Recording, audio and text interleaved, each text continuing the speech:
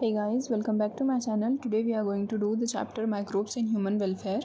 So this is a quite small chapter and we'll be covering all the important points. And basically इसमें just learning part है, conceptual part is just there in Sivash treatment plant. So let's begin. हमें यहाँ पे पहले microbes के बारे में introduction दिया गया है कि माइक्रोब्स की प्रेजेंस जो होती है वो यूबिक्विटस होती है, दैट इज़ वो हर जगह पाए जाते हैं, that is soil, water, air, हमारी बॉडीज़ के अंदर and other animal and plants के अंदर.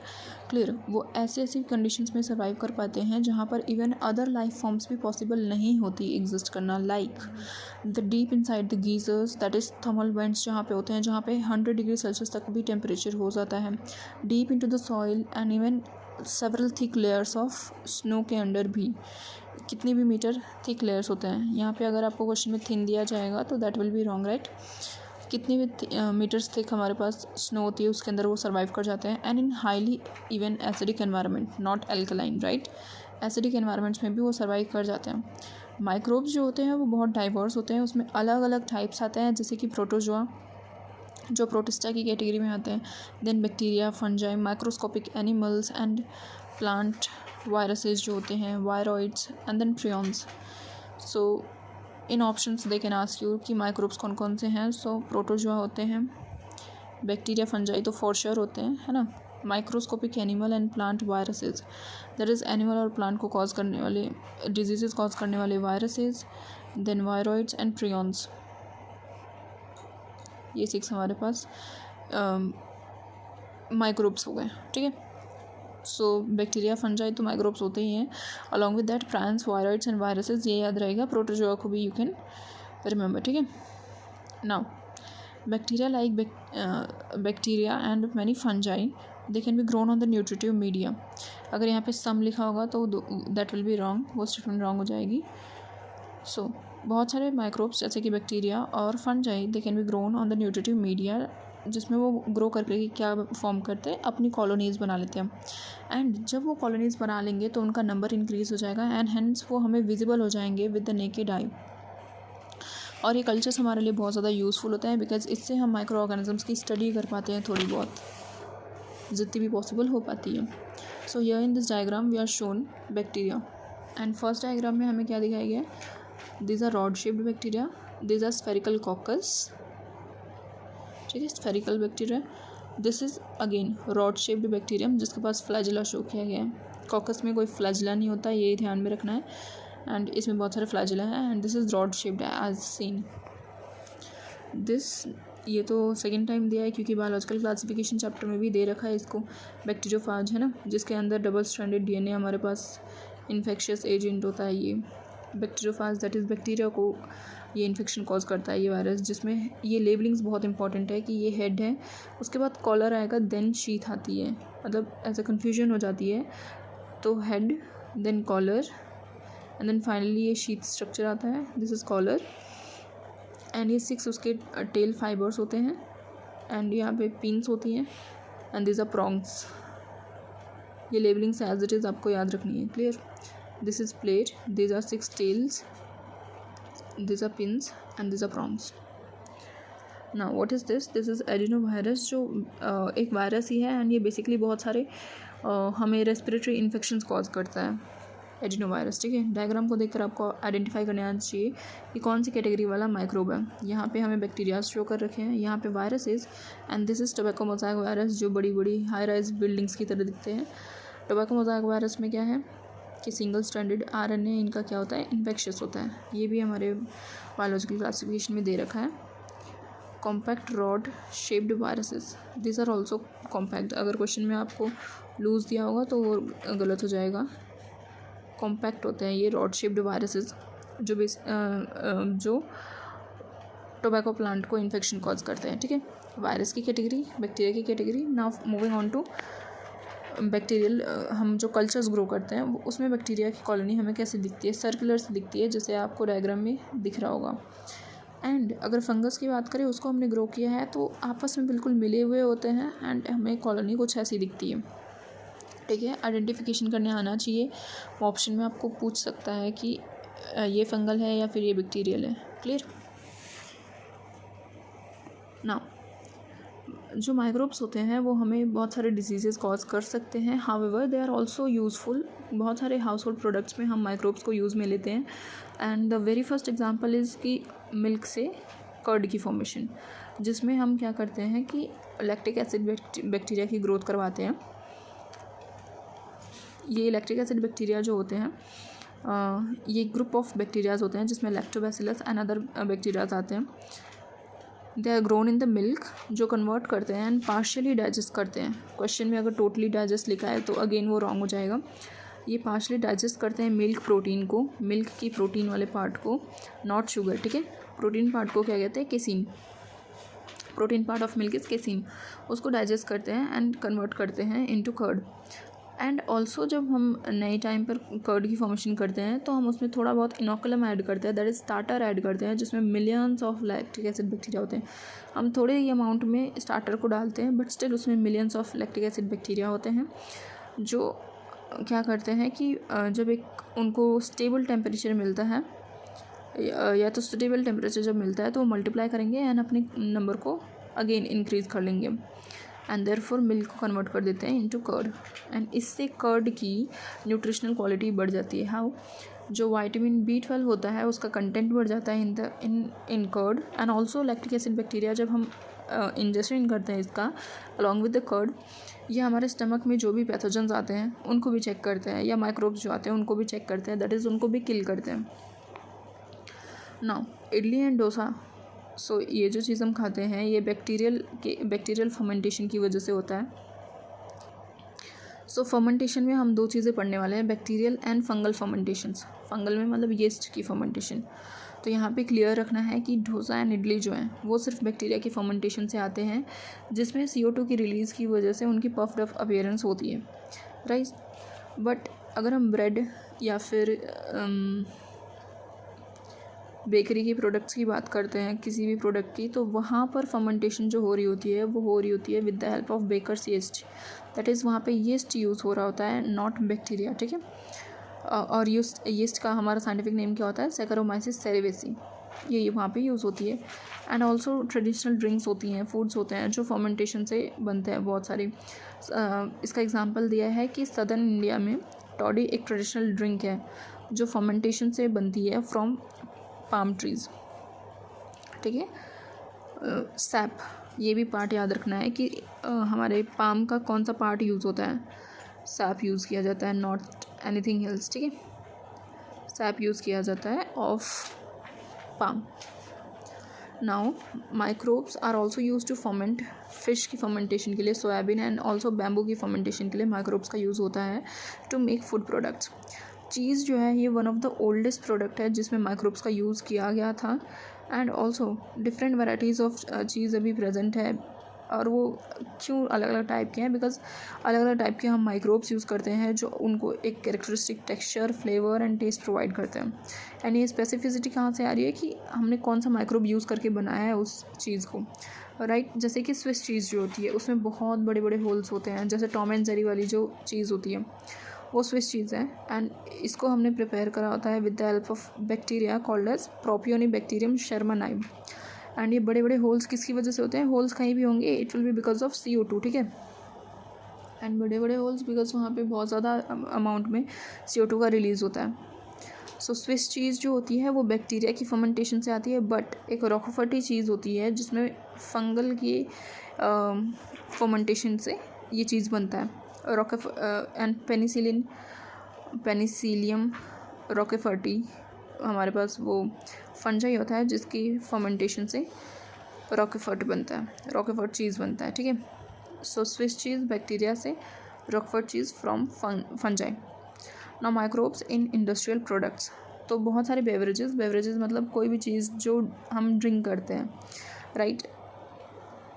एंड एंटीबायोटिक्स आर एग्जाम्पल्स जिनका प्रोडक्शन इंडस्ट्रियल स्केल पर किया जाता है with the help of microbes की ग्रोथ। एंड इनको प्रोड्यूस किस में किया जाता है, फर्मेंटर्स में। फर्मेंटर्स क्या होते हैं, बहुत बड़े बड़े वेसल्स होते हैं, राइट, जिनकी कैपेसिटी कितनी होती है 1000 लीटर्स तक होती है। बायोटेक में इसका डाटा दे रखा है कि बहुत बड़े बड़े वेसल्स होते हैं ये। वैसे ना फर्मेंटेड बेवरेजेस, तो माइक्रोब्स स्पेशली यीस्ट जो होता है वो फर्मेंटेशन के लिए यूज़ होता रहा है फ्रॉम टाइम इमेमोरियल, मतलब बहुत पहले से ही। जैसे कि हम बात करें किसी भी बेवरेज की, like wine, beer, whisky, brandy, rum, इन सब के लिए यीस्ट यूज़ किया गया है। इसीलिए यीस्ट को हम और क्या कहते हैं, बेकर्स यीस्ट तो हम कहते ही हैं, बट अलॉन्ग विद दैट हम इसको ब्रूअर्स यीस्ट भी कहते हैं, क्योंकि ये ब्रूअर यूज़ करता है बेवरेजेस बनाने में इसका, ठीक है। Yeast is also use to ferment the malted cereals. ये जो wine, beer, whisky, brandy, rum, ये जो भी प्रोडक्ट्स होते हैं ये सीरियल्स की माल्टेड सीरियल्स की फर्मेंटेशन से आते हैं, एंड ये फर्मेंटेशन यीस्ट करवाती है। फ्रूट जूसेस जैसे कि ग्रेप्स होते हैं उनसे हमारे पास वाइन आती है, देन बार्ले की फर्मेंटेशन से बियर बनता है, एंड ये यीस्ट जो होती है ये हमारे पास अल्कोहलिक फर्मेंटेशन करवाती है, जिसकी वजह से इथेनॉल की फॉर्मेशन होती है। Right now depending upon the type of raw material जो हम यूज़ कर रहे हैं, मतलब वही कि माल्टेड सीरियल्स ले रहे हैं या फ्रूट जूसेस ले रहे हैं, एंड ऑल्सो कि उनको हम किस प्रोसेस के थ्रू ले जा रहे हैं, वेदर हम उसका डिस्टिलेशन करवा रहे हैं या नहीं करवा रहे हैं। What is distillation is actually कि अगर हमने डिस्टिलेशन करवाई है मतलब वहाँ पे जो अल्कोहलिक कंटेंट है वो बहुत ज़्यादा है, एंड अगर डिस्टिलेशन नहीं हुई है तो अपनी नॉर्मल रेंज में है, ठीक है। सो नॉन डिस्टिलेशन के हमारे पास क्या क्या एग्जांपल होते हैं, वाइन एंड बियर। ये बहुत इंपॉर्टेंट क्वेश्चन यहाँ पे बनता है कि विदाउट डिस्टिलेशन कौन सी बेवरेजेस बनती हैं। सो वाइन, बियर विदाउट डिस्टिलेशन बनते हैं, वेरेज जो हमारे पास बचे हुए प्रोडक्ट्स बचे जैसे कि विस्की, ब्रांडी, रम, इन सब की फॉर्मेशन डिस्टिलेशन प्रोसेस के थ्रू होती है, दैट इज़ इनमें बहुत ज़्यादा हाई कंटेंट होता है अल्कोहल का, right. So this is fermenter, this is a fermentation plant, बहुत बड़ा सा। Now antibiotics. सो माइक्रोब्स का बेस्ट यूज़ जो हुआ था 20th सेंचुरी में वो हुआ था एंटीबायोटिक्स की प्रोडक्शन के लिए, उसकी डिस्कवरी जब हुई थी तब के लिए, क्योंकि ये बहुत ज़्यादा ग्रेट कंट्रीब्यूशन था towards the welfare of human society. And anti word Greek में क्या इसका मतलब होता है, against, and bio means life. So ये हमारे अगेंस्ट लाइफ नहीं होता है, it is against the life of pathogen जो हमें डिजीज़ कॉज कर रहा होता है, ठीक है। हमारे लिए तो वो प्रो लाइफ होता है, मतलब हमारे लिए फॉर लाइफ है। एंटीबायोटिक्स आर केमिकल्स और सब्सटेंसेस जो प्रोड्यूस होते हैं, किनसे, माइक्रोब्स ही प्रोड्यूस करते हैं इसको, जो किल कर देते हैं या रिटार्ड कर देते हैं the growth of any other microbe, disease causing microbe, ठीक है। तो एंटीबायोटिक्स प्रोड्यूस भी माइक्रोब्स करते हैं जो या तो किल कर सकते हैं या तो रिटार्ड कर सकते हैं the other disease causing microbes को। सो हमारी फर्स्ट डिस्कवर्ड एंटीबायोटिक जो थी वो पेनिसिलिन थी, अलेक्जेंडर फ्लेमिंग ने की थी डिस्कवर बाय चांस, राइट। ये फर्स्ट एंटीबायोटिक थी एंड ये बाय चांस डिस्कवरी थी। एक्चुअली वो काम क्या कर रहे थे, he was working on bacteria. इसमें ध्यान रखना है कि वो बैक्टीरिया पे काम कर रहे थे, वहाँ पे साइड में ग्रोथ हुई मोल्ड की, दैट इज़ एक फंगस की ग्रोथ हुई, जिसकी वजह से बैक्टीरिया ग्रो नहीं कर पा रही थी। मतलब वो जो फंगस था वो एंटीबायोटिक सिक्रीट कर रहा था, दैट इज़ फंगस जो था वो पेनिसिलियम नोटाटम था, जिससे पेनिसिलिन एंटीबायोटिक्स बन रही थी, एंड देयरफॉर द बैक्टीरिया की ग्रोथ जो थी वो रिस्ट्रिक्ट हो रही थी। जहाँ जहाँ पे फंगल ग्रोथ था, दैट इज़ मोल्ड की ग्रोथ दिखी थी उनको, वहाँ पर बैक्टीरिया की कॉलोनी नहीं बन पाई थी, स्टेफिलोकोकी की डेवलपमेंट नहीं हो पाई थी, ठीक है। तो इससे उनको पता चला कि मोल्ड्स कुछ तो केमिकल प्रोड्यूस कर रहे हैं जिसको उन्होंने पेनिसिलिन कहा, एंड इसकी फुल पोटेंशियल बट उस टाइम तक पता नहीं थी। इसकी पूरी पोटेंशियल को तो अर्नस्ट चेन एंड हॉवर्ड फ्लोरे ने बताया, एंड इसकी वजह से ये बहुत ज़्यादा यूज़ हुआ इन द वर्ल्ड वॉर 2, जो भी अमेरिकन सोल्जर्स थे उनको ट्रीट करने के लिए। एंड देन फाइनली 1945 में ये एक ग्रेट डिस्कवरी के लिए फ्लेमिंग चेन एंड फ्लोरे को, that is Alexander Fleming, Howard Florey and Ernst Chain को क्या मिला, नोबेल प्राइज़ दिया गया in the year 1945, right, for explaining the full potential of antibiotics. Antibiotics क्यों इतनी ज़रूरी है, बिकॉज एंटीबायोटिक्स की हेल्प से हम मल्टीपल डेडली डिजीज़ से फाइट कर सकते हैं, जैसे कि स्मॉल पॉक्स तो पूरा इरेडिकेट ही हो गया है वैसे, एंड प्लेग, वूपिंग कफ जो होता है जिसमें काली खांसी हम कहते हैं, डिप्थेरिया जिसमें गाल घोटू हो जाता है, लेप्रोसी, कुष्ठ रोग, ये सारे डिजीज़ जो हैं ये बिल्कुल क्लियर, इनको हम ट्रीट कर पाते हैं because of antibiotics, right. Now chemical, enzyme and other bioactive molecules.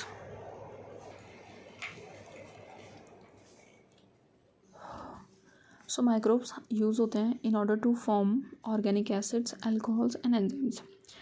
Let's see one by one. जैसे कि Aspergillus niger जो होता है एक फंगस है, और कौन सी क्लास का है? Aspergillus जो होता है it belongs to the class Ascomycetes of fungi, ठीक है. वहाँ पे इसका यूज़ हम किसके लिए करते हैं? For production of citric acid. ये taken out his tongue, not taken in. For production of citric acid Aspergillus niger. इस पर बहुत बार क्वेश्चन आया है कि एस्परजिलस नाइगर से क्या बनता है. So it is citric acid. Acetobacter aceti से क्या बनता है? Acetic acid. ये तो नाम से याद रहेगा. क्लॉस्ट्रीडियम ब्यूटालिकम से, जो एक बैक्टीरिया ही है, ब्यूटारिक एसिड बनता है. बट इसमें ब्यूटालिकम नहीं दिया रहता है, बहुत बार ऐसे क्लॉस्ट्रीडियम दिया रहता है जीनस का नेम. सबको याद रखना है कि क्लॉस्ट्रीडियम से ब्यूटारिक एसिड बनता है. लैक्टोबैसिलस से अगेन लैक्टिक एसिड बनता है, जो मिल्क की कर्डलिंग में हेल्प करता है. Yeast Saccharomyces cerevisiae is used for the commercial production of ethanol. ये तो हमने देख लिया कि ये ब्रूअर्स एंड बेकर्स यूज्ड होती है, एंड जब ये ब्रूअर्स यीस्ट की तरह यूज़ होती है तो उसमें इथेनॉल का बहुत ज़्यादा अमाउंट में प्रोडक्शन करवाती है. Microbes are also use for the production of enzymes. जैसे कि लाइपेजेस जो होते हैं वो डिटर्जेंट फॉर्मुलेशंस में यूज़ होते हैं. दैट इज़ ये ऑयली स्टेन्स को रिमूव करने में हेल्प करते हैं फ्रॉम द लॉन्ड्री. तो लाइपेजेस जो हैं वो भी माइक्रोब से ही आते हैं. एनसीईआरटी में वो दिया नहीं है कि कौन से माइक्रोब से आते हैं, so we are not going in detail. And हमने एक चीज़ नोटिस करी होगी कि जब भी हम मार्केट से कोई जूस बाई कर लाते हैं तो वो बहुत ज़्यादा क्लियर होता है, वेरएज अगर हम सेम जूस घर पर बनाएं तो वो क्लियर नहीं होता. वाई? बिकॉज जो बॉटल जूसेस होते हैं वो क्लियर किए जाते हैं with the help of 2 enzymes, that is proteases and pectinases. And ये एंजाइम्स जो होती हैं ये प्रोड्यूस होती हैं बाई माइक्रोब्स इटसेल्फ, ठीक है. Now streptokinase produced by the bacterium Streptococcus. Streptococcus से स्ट्रेप्टोकाइनेज आता है. एंड इसका फंक्शन क्या होता है कि ये इसको थोड़ा सा जेनेटिकली मॉडिफाइड करते हैं हम, एंड क्लॉट बस्टर की तरह यूज़ करते हैं. जैसे कि अगर किसी इंसान को हार्ट अटैक आ रहा है तो सबसे पहले डॉक्टर प्रिस्क्राइब करता है to give streptokinase, so that जो भी क्लॉट बन रहा है वो पहले बर्स्ट हो. तो स्ट्रेप्टोकाइनेज स्ट्रेप्टोकोकस से आता है, विच इज़ अ बैक्टीरियम,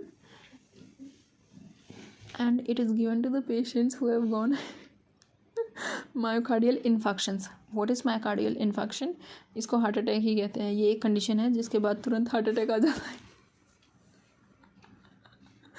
है, राइट. नाउ दूसरे बायोएक्टिव मॉलिक्यूल्स हैं लाइक साइक्लोस्पोरिन ए. ये साइक्लोस्पोरिन कैसे प्रोड्यूस होता है? एक फंजाई से, विच इज़ यूज्ड, एंड ये यूज़ होता है as a immunosuppressive agent during any organ transplantation. ऐसा क्यों? बिकॉज जब ऑर्गन ट्रांसप्लांटेशन होता है तो बहुत हाई चांसेस होते हैं कि जिसको हम ट्रांसप्लांट कर रहे हैं, जो रिसिपिएंट है, उसके इम्यून सिस्टम एक्टिवेट हो जाए एंड रिजेक्ट करने लग जाए उस ट्रांसप्लांट को, तो सक्सेसफुल नहीं होगा एंड देयरफॉर डेथ हो सकती है.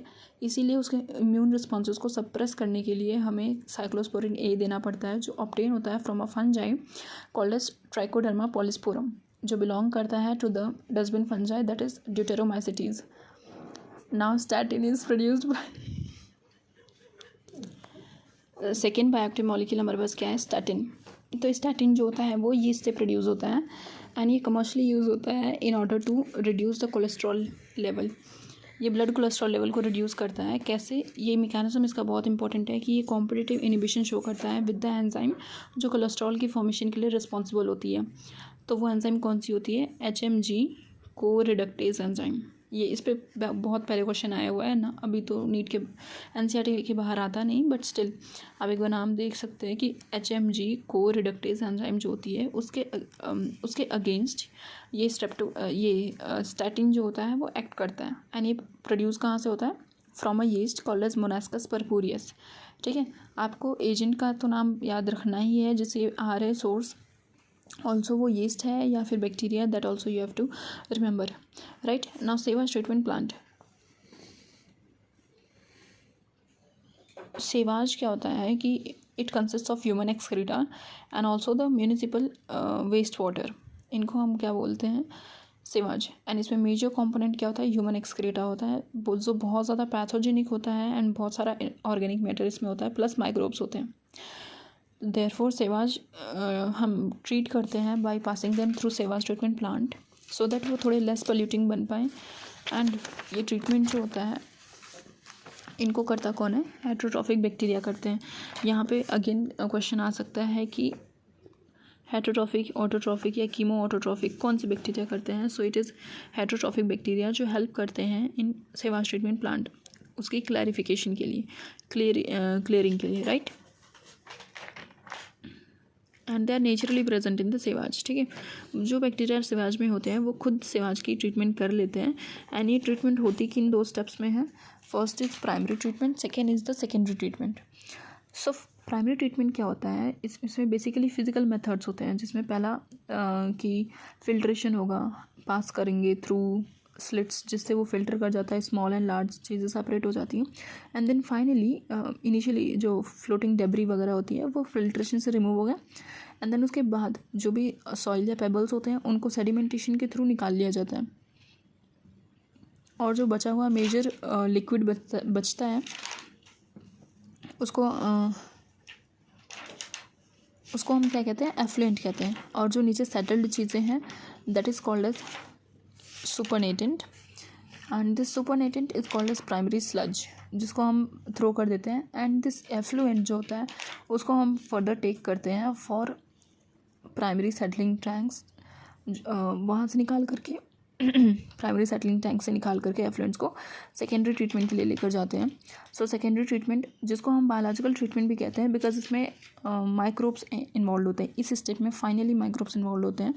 प्राइमरी ट्रीटमेंट में सिर्फ फिजिकल स्टेप्स इन्वॉल्व होते हैं, राइट ना। सेकेंडरी ट्रीटमेंट या बायोलॉजिकल ट्रीटमेंट जो होता है, इसमें जो प्राइमरी एफ्लुएंट जो हमने निकाल रखे हैं फ्रॉम प्राइमरी सेटलिंग टैंक, उसको हम कॉन्स्टेंटली एजिटेट करेंगे by passing through the aeration tank, जहाँ पे मैकेनिकल एजिटेशन दी जाएगी along with air.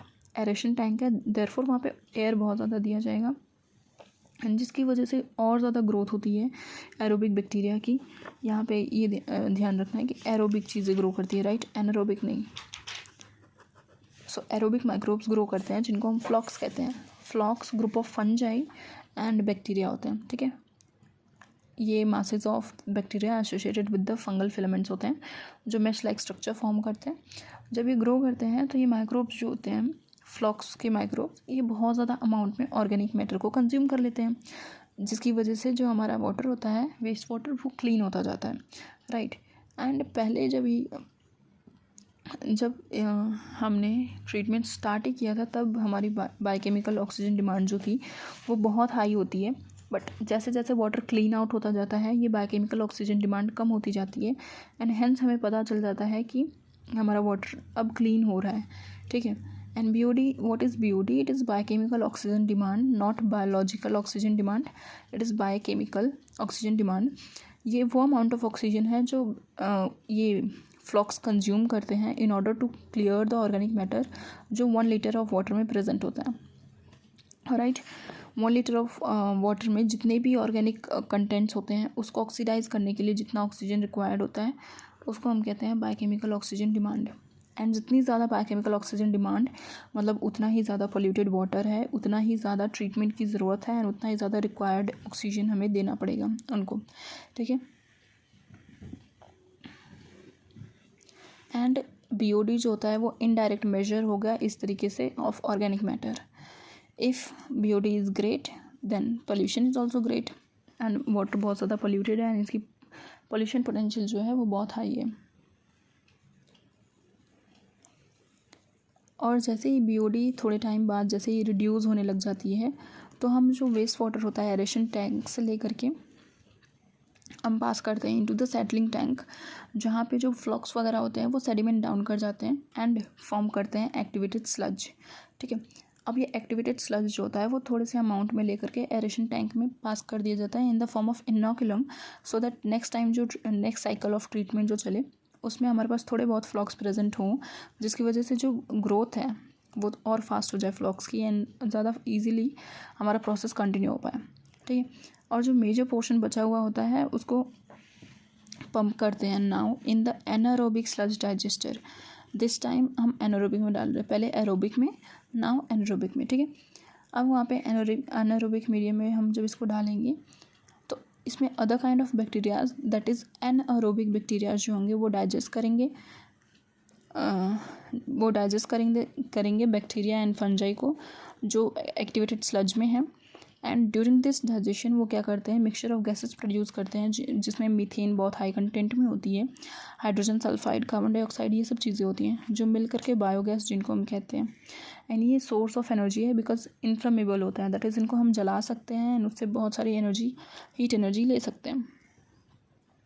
The effluent from the secondary treatment plant is generally released into the water bodies like the rivers and the streams। तो हमने activated sludge को तो थोड़ा aeration tank में डाल दिया and also anaerobic sludge digester से methane वगैरह बायोगैस प्रोड्यूस करवा ली एनारोबिक बैक्टीरिया की हेल्प से। बट जो एफ्लुएंट बचा था दैट इज़ ऊपर का पार्ट जो थोड़ा क्लियर आउट हो चुका था उसको हमने क्या किया, उसको हमने डिस्चार्ज कर दिया into the water bodies. This is the diagram of a sewage treatment plant जिसमें बहुत सारे बड़े बड़े प्लांट्स लगे हुए हैं। एंड हमारी इतनी मॉडर्न टेक्नोलॉजी वाली डेट में भी कोई ऐसी मैन मेड टेक्नोलॉजी अभी तक नहीं आई है जो माइक्रोबियल ट्रीटमेंट जो सेवाज का होता है उससे बेटर कभी कोई ट्रीटमेंट करने वाली अभी तक तो कोई टेक्नोलॉजी डेवलप नहीं हुई है। अब ministry of environment and forest ने 2 प्लान्स इनिशिएट किए थे, that is Yamuna action plan and Ganga action plan, in order to save the 2 major rivers of our country। Microbes in production of biogas। Now हमने biogas तो देख ही लिया है कि इसमें एनारोबिक बैक्टीरिया होते हैं जो हेल्प करते हैं in the production of methane, carbon dioxide and also hydrogen sulphide थोड़े बहुत अमाउंट में, ठीक है। तो बायोगैस फिर से देख लेते हैं, what is it. Biogas is a mixture of gases containing predominantly methane. इसमें 50 to 70% मीथेन होगा जो माइक्रोबियल एक्टिविटी से प्रोड्यूस होता है जिसको हम फ्यूल की तरह यूज़ कर सकते हैं। मीथेन गैस होती है जिसको बर्न करके we can get lot of energy, ठीक है। एंड हमने ये अभी तक देख लिया है कि माइक्रोब्स जो होते हैं वो different type of gases and products produce करते हैं डिपेंडिंग ऑन कि उनकी ग्रोथ कैसे करवा रहे हैं हम, दैट इज़ एरोबिक पाथवे ले रहे हैं, एनारोबिक पाथवे ले रहे हैं, या मेटाबॉलिज्म कैसा है उनके अंदर, राइट। ये 2 चीज़ों पे डिपेंड करता है कि एंड प्रोडक्ट क्या होगा। The different types of gas produce depend upon the microbe and the organic substrate जो वो यूज़ कर रहे हैं। एंड प्रोडक्ट्स जो होते हैं वो मेटाबॉलिज्म और ग्रोथ पे डिपेंड करते हैं, बट गैस जो प्रोड्यूस हो रही है वो डिपेंड करता है कि माइक्रोब कौन सा हमने यूज़ कर रखा है एंड कौन सा ऑर्गेनिक सब्सटेंस है जिसको वो ऑक्सीडाइज कर रहा है इस केस में। Fermentation of dough, cheese making and production of beverages, the main gas produced was CO2, right। जब भी हम डो की बात कर रहे थे उसमें CO2 प्रोड्यूस हो रहा था। चीज़ मेकिंग में भी लार्ज होल्स थे because of CO2 and also beverages में भी इथेनॉल के प्रोडक्शन के साथ साथ CO2 भी रिलीज होता है अल्कोहलिक फर्मेंटेशन में। However, certain bacteria which grow anaerobically on cellulosic material produce large amount of methane along with CO2 and H2, H2S, CO2, ये सब चीज़ें होते हैं हमारे बायोगैस में, ठीक है। तो ये एनारोबिक बैक्टीरियाज होते हैं जो सेलुलोजिक मटेरियल पे फीड करते हैं एंड इनको हम मिथेनोजेंस कहते हैं बिकॉज ये मीथेन प्रोड्यूसिंग बैक्टीरियाज होते हैं। मिथेनोजेन की कैटेगरीज में मिथेनोबैक्टीरियम एक एग्जांपल है, right. And this are found in the anaerobic sludge digesters during the sewage treatment plant. This bacteria are present in the rumen of the animals also. Rumen एक part होता है stomach का, जो भी animals होते हैं like kettles वगैरह होते हैं, बफेलो, काऊ, इनके र्यूमेन में भी होता है बिकॉज वो ग्रास पे फीडिंग करते हैं तो उसमें सेलुलोज बहुत ज़्यादा रिच होता है। सो सेलुलोज के डाइजेशन के लिए ये मिथेनोजेंस उनके र्यूमेन में प्रेजेंट होते हैं एंड बहुत ज़्यादा इंपॉर्टेंट रोल प्ले करते हैं in nutrition of the cattle, right. इनके न्यूट्रिशन के लिए बहुत ज़्यादा इंपॉर्टेंट होता है ये बैक्टीरिया। जो देयरफॉर जो एक्सक्रीटा होता है that is Dang of the cattle जो होता है वो बहुत ज़्यादा रिच होता है into the methane gas and hence इसको हम क्या कहते हैं, गोबर gas. Now biogas plant which consist of a concrete tank अब हम देख रहे हैं कि बायोगैस प्लांट क्या होता क्या है, जिसमें हमारी बायोगैस का प्रोडक्शन होगा, राइट, जिसमें हमने एक्टिवेटेड स्लज डाल रखे होंगे।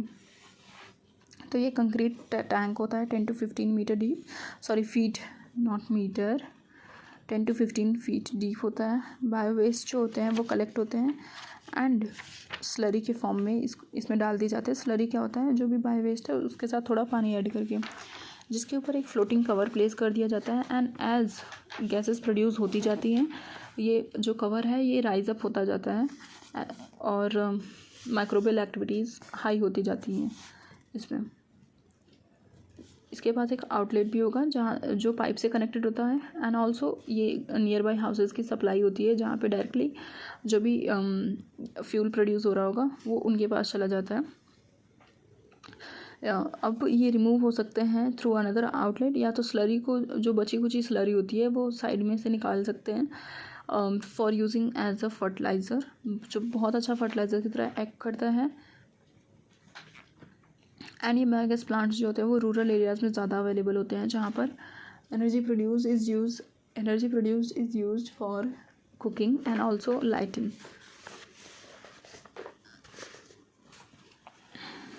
बायोगैस प्रोडक्शन की टेक्नोलॉजी जो इंडिया में डेवलप हुई थी, it was developed with the help of KVIC and IARI. IARI is Indian agricultural research institute, KVIC is khadi and village industries commission. ये इंडस्ट्रीज़ है, इंडस्ट्रीज़ नॉट मुझे कुछ तो कन्फ्यूजन होती है, khadi and village industries commission है KVIC। ये full forms just आपको याद रखने हैं। यहाँ पे CH4 CO2 H2S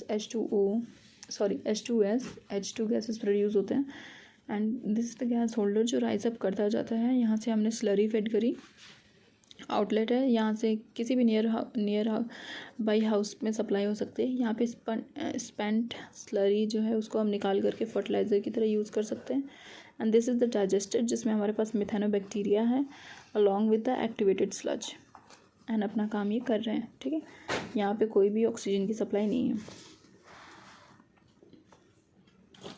now moving towards the second last topic of this chapter, microbes as a biocontrol agent. So biocontrol क्या होता है, जिसमें हम बायोलॉजिकल मेथड्स को यूज़ करते हैं पेस्ट्स, जो भी डिजीज़ कॉजिंग पेस्ट्स होते हैं उनकी ग्रोथ को। हम पहले क्या करते थे, इंसेक्टिसाइड्स एंड पेस्टिसाइड्स यूज़ करते हैं, जिसकी वजह से टॉक्सिसिटी बढ़ती है एंड ये बहुत ज़्यादा हार्मफुल होता है ह्यूमन बींग्स के लिए भी एंड जो ह्यूमन जैसे एनिमल्स हैं उनके लिए भी, और ऑल्सो वो हमारे एनवायरनमेंट को बहुत ज़्यादा पल्यूट करते हैं, सॉइल को पल्यूट कर देते हैं, ground water, fruits, vegetables, crop plants, ये भी over the period of time polluted हो जाते हैं कहीं ना कहीं। And soil is also polluted because of our use of weedicides to remove the weeds. Biological control of pest and disease. अब biological control के बारे में देखते हैं। ये मेथड जो होता है वो कम्प्लीटली रिलाई करता है on the natural predation rather than the introduced chemicals. हम इस मेथड में किसी भी केमिकल का यूज़ नहीं करते, सारे नेचुरल मेथड्स पे रिलाई करते हैं। एंड ऐसा क्यों, क्योंकि जो फार्मर्स होते हैं इनका की बिलीफ होता है कि बायोडाइवर्सिटी जो होती है वो हेल्थ को फर्दर करती है, मतलब जितनी ज़्यादा बायोडाइवर्सिटी उतनी ज़्यादा अच्छी हेल्थ है किसी भी ह्यूमन की। And more the variety of landscape has more stable it is. जितनी ज़्यादा वैरायटी किसी लैंडस्केप में होगी, जितनी ज़्यादा वैरायटी ऑफ ऑर्गेनिज्म सर्वाइव करेंगे, उतनी ज़्यादा वो सस्टेनेबल होंगे एंड स्टेबल होंगे, राइट। वहाँ पे उतनी ज़्यादा फूड चेन्स, फूड वेब्स बनेंगे एंड वो बेटर होगा हमारे सिस्टम के लिए। देयरफॉर ऑर्गेनिक फार्मर्स जो होते हैं वो एक ऐसे सिस्टम के लिए काम करते हैं जिसमें वो सिर्फ इंसेक्ट्स को और पेस्ट को इरेडिकेट ही नहीं करें, बट इंसेक्ट्स को एक मैनेजेबल लेवल तक रखें by the complex systems of checks and balances with in a living and vibrant ecosystem. जो कन्वेंशनल फार्मिंग प्रैक्टिसेस थी उसमें केमिकल मेथड्स यूज़ होते थे, जिसकी वजह से दोनों ही मारे जाते थे। कौन? जो भी harmful and useful life forms होते थे, इनडिस्क्रिमिनेटली उनको किल किया जाता था। एंड ये अब हमने एक हॉलिस्टिक अप्रोच चूज़ की है, जो ऐसा थॉट डेवलप किया है जिसमें हम क्या करेंगे कि हम अंडरस्टैंडिंग डेवलप करेंगे between the webs of interactions of different myriads of organisms. Organisms which constitute the field fauna and flora. तो हम इंटरेक्शंस के बारे में अपनी अंडरस्टैंडिंग डेवलप करते हैं between fauna and flora. They also hold the view that eradication of creatures that are not described as pest, मतलब जो भी पेस्ट्स होते हैं उनको इरेडिकेट करना नॉट ओनली पॉसिबल है, नॉट ओनली इम्पॉसिबल है, बट ऑल्सो अनडिज़ायरेबल भी होता है। यहाँ पे मिस्टेक है एनसीईआरटी की प्रिंटिंग में कि यहाँ पे इम्पॉसिबल आना चाहिए था, कि पेस्ट को इरेडिकेट करना इम्पॉसिबल ही नहीं है सिर्फ, बट ऑल्सो अनडिज़ायरेबल है। ज़रूरत भी नहीं है हमें सारे पेस्ट को इरेडिकेट करने की, बिकॉज जो उन पेस्ट पे फीड करते हैं हमारे बेनिफिशियल प्रेडिटरीज एंड पैरासिटिक इंसेक्ट्स, वो जो उन पे डिपेंड करते हैं एज अ फूड और अ होस्ट, वो भी सर्वाइव नहीं कर पाएंगे अगर हम उन पेस्ट को कम्प्लीटली इरेडिकेट कर दे तो। एंड देयरफॉर हम एक होलिस्टिक अप्रोच यूज़ करते हैं जिससे हमारी dependence on toxic chemical and pesticides reduce होती है। And this is an important part of the biological farming approach to become familiar with the various life forms, जिसमें जो इनहेबिट करते हैं हमारे फील्ड्स को, predators as well as pest, ठीक है।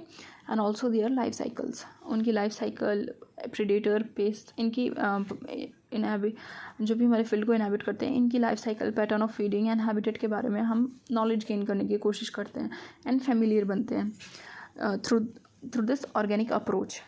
इसके बायो कंट्रोल एजेंट्स जो होते हैं, इसके एग्जांपल्स हैं हमारे पास, जैसे कि बीटल जो होती है वो रेड ब्लैक मार्किंग की लेडी बर्ड जो होती है वही, ये किस पे फीड करती है, अफीड्स पे। एंड ड्रैगन फ्लाइज फीड करते हैं ऑन द मॉस्किटोज। तो ये एक ऑर्गेनिज्म दूसरे ऑर्गेनिज्म पे ही फीड कर रहा है, हमें बाहर से कुछ नहीं करना पड़ रहा है। ये भी एक हॉलिस्टिक ही सा ही अप्रोच है एंड बायोलॉजिकल कंट्रोल ही है, उसका एग्जाम्पल है। एंड अदर हमारे पास क्या कंट्रोल के मेथड्स हैं। हमने बटरफ्लाई कैटरपिलर्स एक्चुअली करते क्या थे कि वो बैसिलस एक्चुअली वो प्लांट्स को क्या करते थे, बहुत ज़्यादा खा जाते थे। तो उसके लिए हमने बैसिलस थुरिंजिएंसिस एक बैक्टीरिया है, उससे एक हमने जीन निकाल करके उन बटरफ्लाई कैटरपिलर्स को कंट्रोल करने के लिए सैशे के फॉर्म में अवेलेबल करवा दिया, ड्राई करके, एंड जिनको वाटर के साथ मिक्स करके हम स्प्रे करते जब भी वल्नरेबल प्लांट्स पे, लाइक ब्रासिकीज एंड फ्रूट ट्रीज जितने भी होते थे जिन पे बहुत ज़्यादा चांसेस होते हैं कि बटरफ्लाई कैटरपिलर्स फीड करें, तो इन पे हम स्पेशली जा कर के स्प्रे करते थे, जिसकी वजह से जो बटरफ्लाई कैटरपिलर्स थे जब वो खाते थे तो ये टॉक्सिन उनकी बॉडी में रिलीज़ हो जाता था, BT toxin, and therefore bacteria that is the butterfly caterpillar जो होता था वो मर जाता था, एंड जितने भी बचे कुछ इंसेक्ट्स थे वो बचे ही रहते थे। जो हमारे पास जो टारगेटेड था सिर्फ वही किल होता था, राइट। और भी बहुत सारे प्लांट्स हमने ऐसे जेनेटिकली मॉडिफाई करके बनाए हैं जिसमें हमने वो इंसेक्ट रेजिस्टेंट जीन्स इंट्रोड्यूस कर दिए हैं, लाइक बीटी कॉटन डेवलप हो चुका है जो कल्टिवेट हो चुका है in many some states, sorry यहाँ पे मैनी नहीं होगा, सम स्टेट्स ऑफ इंडिया में बीटी कॉटन की भी ग्रोथ हो रही है अभी ना। कुछ फंगस होते हैं जैसे ट्राइकोडर्मा पॉलिस्पोरम, ये फ्री लिविंग फंजाई होते हैं जो रूट इकोसिस्टम्स में फाउंड होते हैं। ये बहुत ज़्यादा यूज़फुल होते हैं, वाई, बिकॉज ये कंट्रोल करते हैं बहुत सारे पैथोजन, सेवरल प्लांट पैथोजन्स की ग्रोथ को कंट्रोल करते हैं ये फंजाई। बैक्यूलोवायरस जो होता है वो इंसेक्ट्स को अटैक करता है एंड ऑल्सो आर्थ्रोपोड्स की कैटेगरीज को, ये याद रखना है कि ये insects and arthropods and other arthropods पे अटैक करता है। एंड ये जीनस न्यूक्लियो पॉलीहेड्रोवायरस को बिलोंग करता है। ये जो बैक्यूलोवायरसेस जो होते हैं ये एक्सेलेंट कैंडिडेट्स होते हैं for species specific, that is वो एक ही स्पीसीज़ के ऑर्गेनिजम्स को अगर वो टारगेटेड है तो उसको ही किल करते हैं। ये नैरो स्पेक्ट्रम इंसेक्टिसाइडल एप्लीकेशन में आता है। इसका कोई भी नेगेटिव इम्पैक्ट नहीं होता प्लांट या मैमल या बर्ड या फिशेस पर या कोई भी इवन नॉन टारगेट इंसेक्ट पर, वो कभी इस पर कोई रॉन्ग इम्पैक्ट नहीं पड़ने देता एंड सिर्फ टारगेटेड ऑर्गेनिजम्स को ही किल करता है। सो इसको हमने बहुत ज़्यादा यूज़ किया है overall through the integrated pest management. And जो भी इकोलॉजिकली सेंसिटिव एरियाज़ हैं जहाँ पर थ्रेट है किसी भी अदर स्पीशीज़ को और हमें वो टारगेटेड ऑर्गेनिजम्स को क्लियर भी करना है, तो हम वहाँ पे ये बैक्यूलोवायरसेस को यूज़ करते हैं।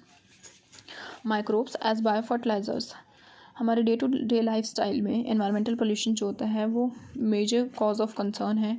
देयरफॉर केमिकल फर्टिलाइजर्स का हम यूज़ करते जाते हैं to meet the ever increasing demand of agriculture.